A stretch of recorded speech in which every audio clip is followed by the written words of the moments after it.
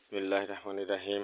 MKK agro ফার্মের পক্ষ থেকে আপনাদেরকে অনেক অনেক প্রীতি ও শুভেচ্ছা। প্রিয় দর্শক, আজকে আমার পেঁপে বাগানের যে দৃশ্য আপনাদের দেখাবো, হয়তো আপনারা মনে করতে পারেন এত বড় একটা ক্ষতি হয়ে গেল।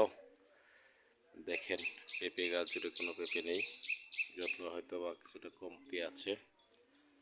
এই পুরা ধরন্ত পেঁপে গাছ দেখেন, কতগুলো পেঁপে সহ গাছটি মরে গেছে। এই সারিতে পুরা সবগুলো পেঁপে গাছই মারা গেল। এই সারিতেও অনেকগুলো পেঁপে গাছ মারা গেল।